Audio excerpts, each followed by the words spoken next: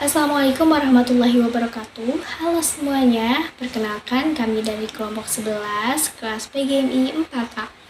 Nah, di sini kami akan membahas mengenai pembelajaran deep learning PKN di sekolah dasar pada mata kuliah pembelajaran PKN di MISD dengan dosen pengampu Bapak Dr. Haji Tamsikudin MPD. Nah, di sini kami beranggotakan 3 orang, yaitu saya sendiri, Aulia Ulfa, kemudian ada Siti Naila Nurrahmah, dan Ahmad Yusuf. Nah, langsung saja kita masuk ke materi yang pertama, yaitu mengenai pengertian pembelajaran deep learning. Nah, secara sederhana, deep learning itu adalah proses belajar yang bukan cuma sekedar tahu atau menghafal, tapi benar-benar paham dan bisa menerapkan apa yang sudah dipelajari. Misalnya, kalau belajar tentang demokrasi, siswa tidak cuma hafal definisinya, tapi juga bisa langsung praktek seperti pemilihan ketua kelas. Nah, jadi belajarnya terasa nyata dan bukan hanya teori saja. Sedangkan menurut Kementerian Pendidikan, deep learning itu pembelajaran yang bermakna, menyenangkan, dan menyentuh banyak sisi dari siswa, mulai dari cara berpikir, perasaan, sampai kegiatan fisik. Jadi, siswa bukan cuma duduk diam dengerin guru, tapi mereka aktif terlibat dalam proses belajar. Nah, selanjutnya yaitu ada prinsip pembelajaran deep learning. Yang pertama yaitu ada konektivitas pengetahuan. Nah, di prinsip ini, siswa diajak untuk menghubungkan pelajaran baru dengan hal-hal yang sudah mereka tahu atau alami sebelumnya. Misalnya, pas belajar tentang nilai kemanusiaan, guru bisa mengajak siswa mengingat pengalaman mereka saat membantu teman. Jadi, pelajaran nyambung dengan kehidupan siswa. Nah, yang kedua, keterlibatan aktif. Pembelajaran deep learning tidak cocok buat siswa yang cuma duduk diam dan nyata saja. Siswa harus aktif ikut serta, entah itu diskusi, kerja kelompok, eksperimen, atau bikin proyek.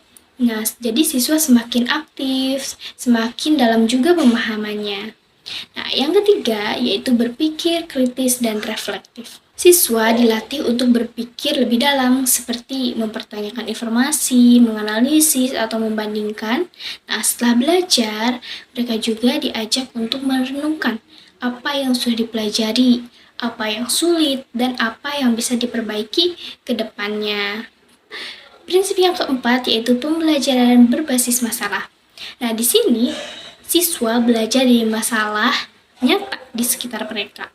Misalnya diminta cari solusi soal sampah di lingkungan sekolah, jadi mereka nggak cuma tahu teorinya, tapi juga belajar langsung cara menerapkan ilmunya dalam kehidupan sehari-hari. Nah, yang kelima yaitu kolaborasi. Dalam deep learning, siswa dilatih untuk kerjasama, mendengarkan pendapat teman, menyampaikan ide, dan menyelesaikan tugas secara bersama-sama. Jadi pembelajaran deep learning nggak cuma bikin belajar jadi lebih seru, tapi melatih kemampuan sosial siswa. Prinsip yang terakhir yaitu motivasi intrinsik. Artinya, siswa didorong untuk belajar karena mereka memang ingin tahu, bukan karena disuruh. Kalau pelajaran terasa dekat dengan kehidupan mereka dan juga menyenangkan, maka semangat belajar pun muncul dari dalam diri mereka. Baik, di sini saya akan menjelaskan tentang manfaat pembelajaran deep learning di sekolah dasar atau MI. Pembelajaran deep learning memberikan dampak positif yang besar terhadap perkembangan aspek kognitif, aspek emosional, dan sosial siswa sekolah dasar. Pada masa ini, siswa itu sedang mengalami fase penting perkembangan yang menentukan cara mereka memahami serta merespon lingkungan di sekelilingnya. Nah, adapun manfaatnya yang pertama yaitu mengembangkan kemampuan analisis, evaluasi, serta sintesis.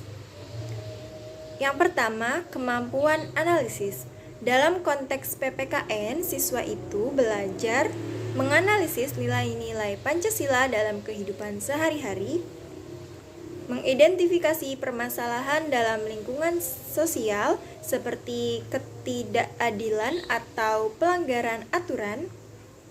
Dengan kemampuan analisis ini, siswa mampu berpikir kritis, memahami isu-isu sosial, dan melihat berbagai sudut pandang. Yang kedua yaitu kemampuan evaluasi.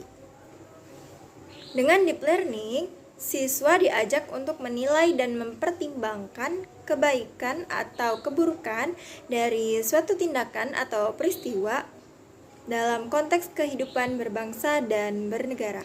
Contoh dalam PPKN yaitu mengevaluasi apakah suatu perilaku mencerminkan nilai gotong royong atau tidak. Dengan demikian, siswa itu belajar membuat penilaian yang logis berdasarkan nilai moral serta kebangsaan.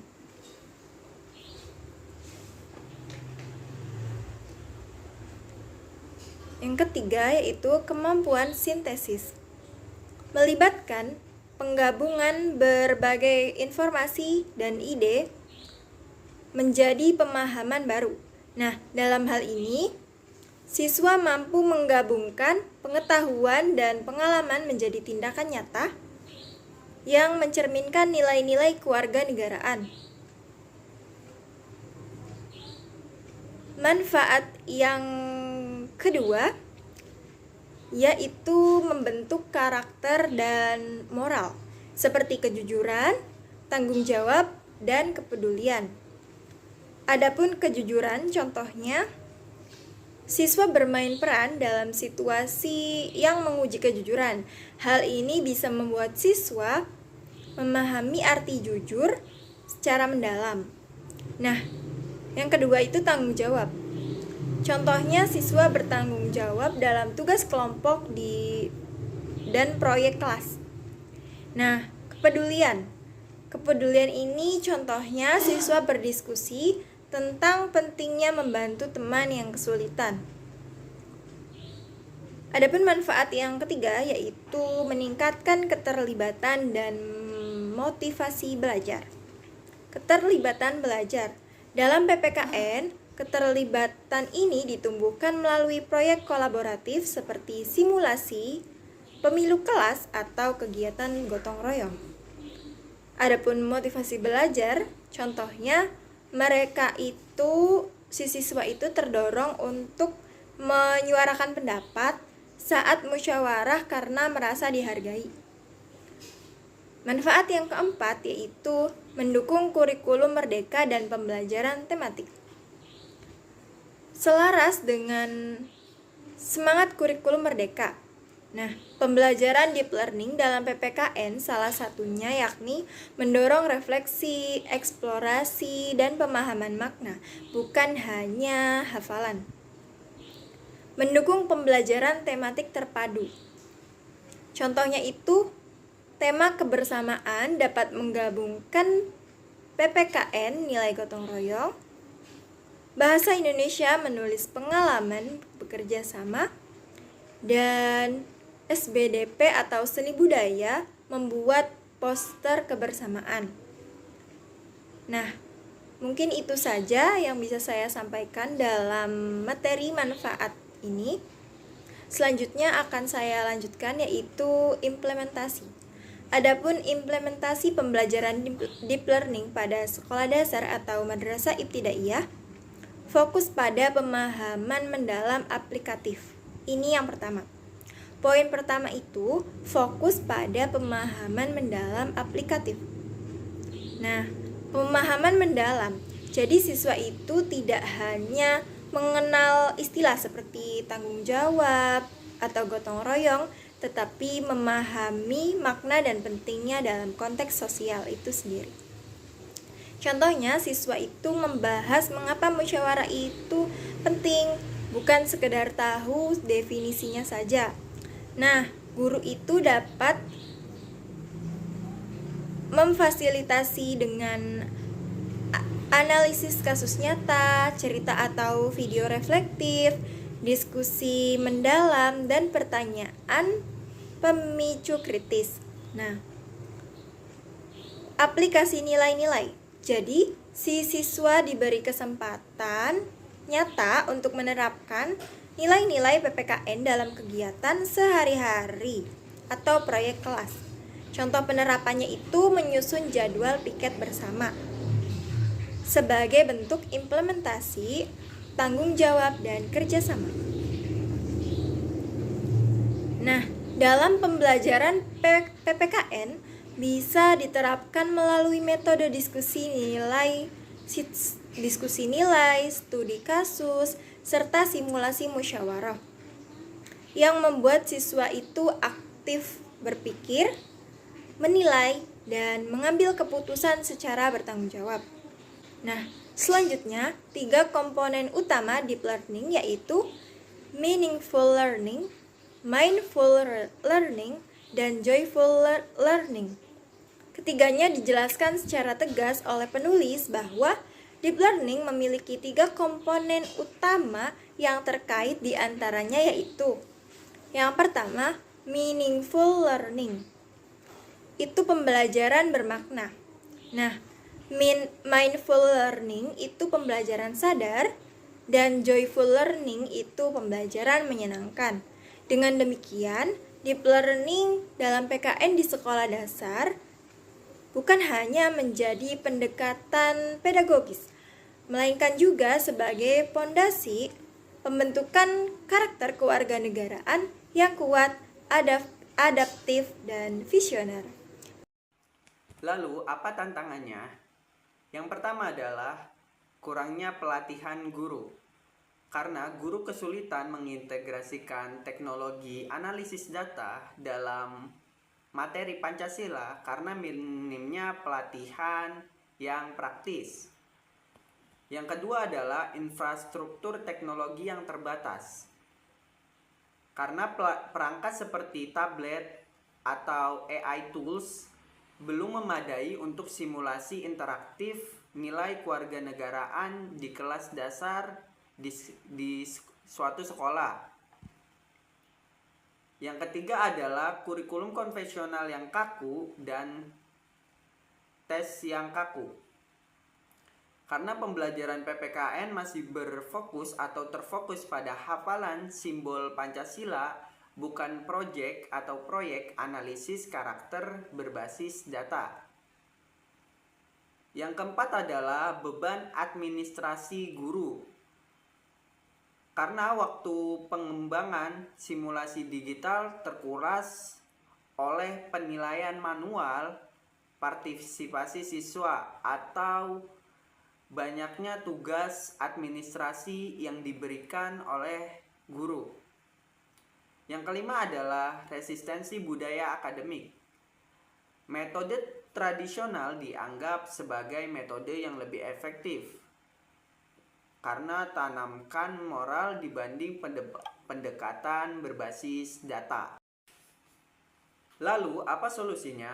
Yang pertama adalah pelatihan profesional, yaitu workshop khusus penggunaan aplikasi sederhana seperti analisis pola diskusi kelas atau kuis interaktif nilai Pancasila untuk pembelajaran di MI SD. Yang kedua adalah perbaikan infrastruktur, yaitu penyediaan tablet edukasi dengan program simulasi, musyawarah, atau permainan keberagaman budaya. Yang ketiga adalah reformasi kurikulum dan penilaian. Ganti tes hafalan dengan proyek seperti analisis video toleransi, menggunakan AI, atau kampanye digital anti-bullying.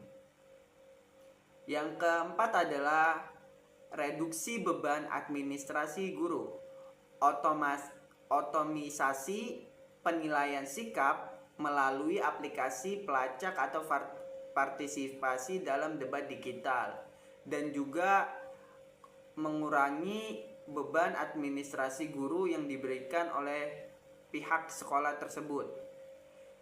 Yang kelima adalah komunikasi guru, yaitu memberikan wadah kolaborasi berbagai guru untuk berbagi modul digital atau metode deep learning dalam pembelajaran PPKN dan strategi implementasinya.